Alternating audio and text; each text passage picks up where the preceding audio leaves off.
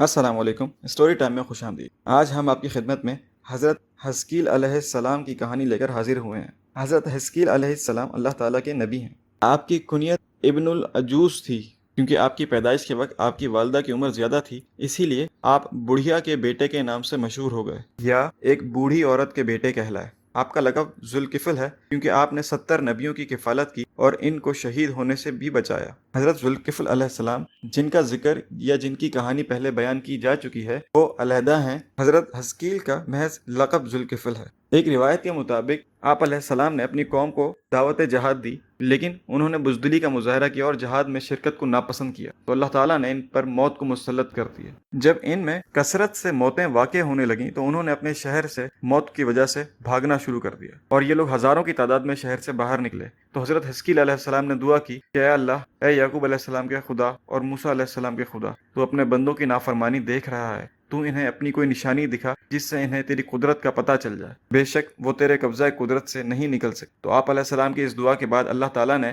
آپ کی قوم پر موت مسلط کر دی، اور وہ ہزاروں کی تعداد میں شہر سے نکلے ہی تھے کہ مر گئے۔ پھر جب حضرت حزقیل علیہ السلام کا وہاں سے گزر ہوا اور انہوں نے اپنی قوم کے ہزاروں لوگوں کو مردہ حالت میں دیکھا تو پریشان ہو گئے اور اپنے دانتوں میں اپنی انگلیاں دبا لیں۔ آپ علیہ السلام کو خیال ہوا کہ یہ دوبارہ زندہ ہو جائیں، تو آپ علیہ السلام نے اللہ کی بارگاہ میں عرض کی کہ الہی، میں چاہتا ہوں کہ یہ دوبارہ زندہ ہو جائیں۔ اللہ تعالیٰ نے وحی فرمائی کہ انہیں آواز دو۔ حضرت حزقیل علیہ السلام نے ان بے حس ہڈیوں کو آواز دی کہ اللہ تمہیں حکم دیتا ہے تم اکٹھی ہو جاؤ۔ ہڈیاں اکٹھی ہو گئیں، یہاں تک کہ انہوں نے جسم کی شکل و صورت اختیار کرنا شروع کر دی۔ اللہ تعالیٰ نے وحی فرمائی کہ اب انہیں حکم دو کہ یہ گوشت سے پر ہو جائیں۔ حضرت حزقیل علیہ السلام نے ہڈیوں کو حکم دیا کہ اللہ تعالیٰ کے حکم سے گوشت سے پر ہو جاؤ۔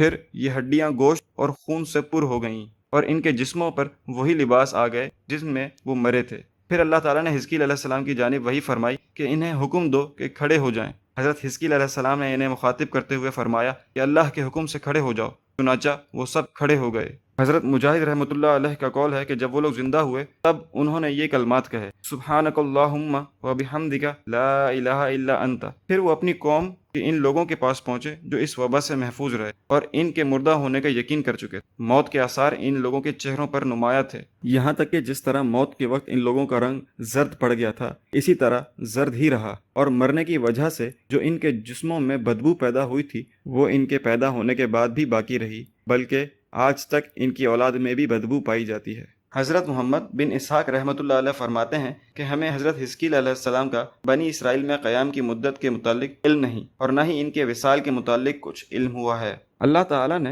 حضرت حزقیل علیہ السلام کے بعد حضرت الیاس علیہ السلام کو مبعوث فرمایا تاکہ وہ بنی اسرائیل کی رہنمائی فرما سکے۔ تو یہ تھی حضرت حزقیل علیہ السلام کی کہانی۔ امید ہے آپ کو پسند آئی ہوگی اور آپ کی معلومات میں اضافہ ہوا ہوگا۔ آپ سے گزارش ہے کہ ہمارے اس ویڈیو کو لائک کریں، اسے شیئر کریں اور کامنٹ سیکشن میں اپنے کامنٹس لازمی دیجیے تاکہ ہم مزید اپنی ان معلومات میں بہتری لا سکیں۔ اس کے ساتھ ساتھ آپ سے گزارش ہے کہ ہمارے چینل کو سبسکرائب کیجیے اور بیل آئیکن کو لازمی کلک کیجیے تاکہ مزید آنے والی ویڈیوز اور معلومات سے فائدہ حاصل کر سکیں۔